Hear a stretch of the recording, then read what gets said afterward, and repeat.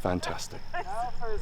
Thank you guys, appreciate that, that was great fun. That was really good. This morning, in this video, I am going to be doing some wildlife photography, but I'm not going to be in a Jeep. Today, I'm going to be in a hot air balloon. Now, I have been in a hot air balloon before and taken wildlife pictures from the sky, but that doesn't mean it makes it any easier. It's quite difficult because you're always moving and you can't stop and change composition. You go where the wind takes you. Also, the other thing is I'm going to be trying to bring you along with me, so I'm going to be filming myself doing this. It's quite difficult in the balloon. You've got the burners that go and they're very loud. I'm also quite limited to space, so I can't really move around a lot. And there isn't anywhere for me to place my camera down. So, you know, we're going to see. This might turn out great or it might turn out pretty hopeless. What gear do I need? Perfect. Yep. You always want to pack light when you're in a balloon. Right, let's go.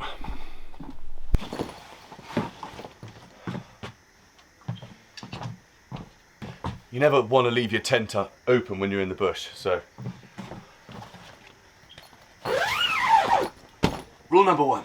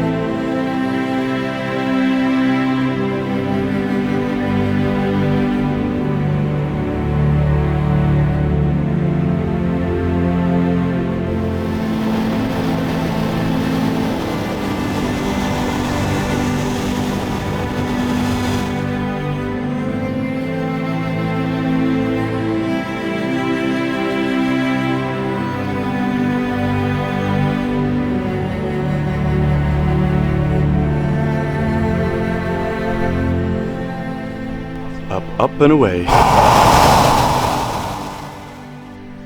It was at this point that I realised I'm too much of a chicken to talk in front of the camera with people all around me. But we started off quite low and flew over a lovely herd of buffalo. They didn't seem too impressed. Photography at this time is quite difficult as the sun hasn't risen yet and you are still moving quite quickly in a balloon, and having a fast shutter speed is key.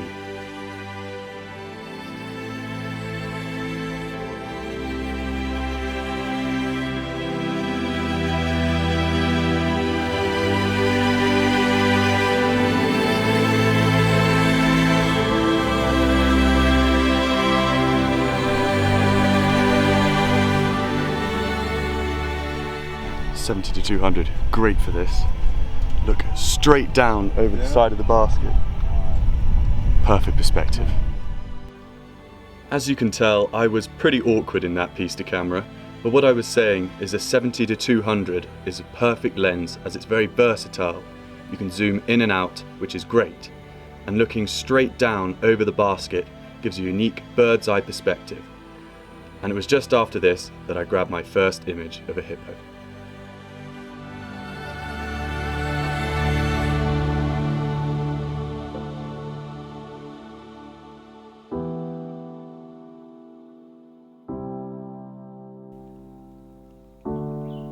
The views from the balloon are fantastic, especially over the Mara River. It's hard not to take those wide-angle images, but because I had a 70 to 200 on, I was forced to look a little closer. That's when I noticed these 3 lone trees and their long shadows. I love the way the sunrise and the fog acted as a golden blanket across the plains. I know it's not a wildlife image, but let me know what you think.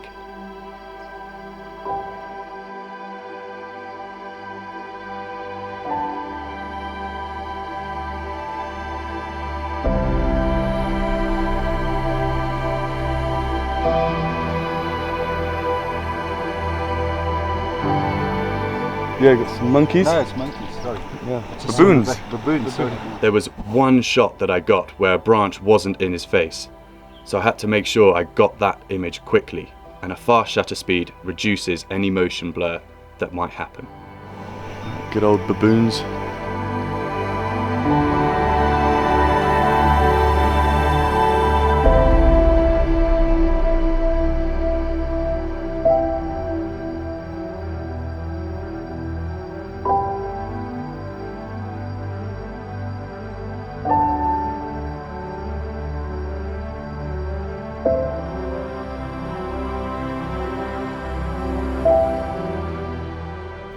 Try and be creative. Use the shadow of the balloon and frame that up with your subject to get a unique, different feel to the image. It's not every day you're in a balloon, and it's quite hard to photograph it while you're in it. So using the shadow is the way to do it. Heard an eland up ahead. See if I can get a photo.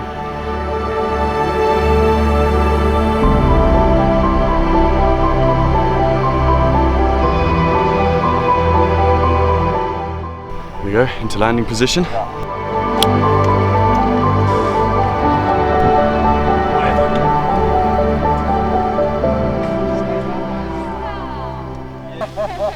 have to get your people ready for the worst case scenario. Alright, I'll give you a license today. We have landed. What a flight, unbelievable. I don't know if this is going to turn out as a good video and you learned anything about taking pictures in a hot air balloon.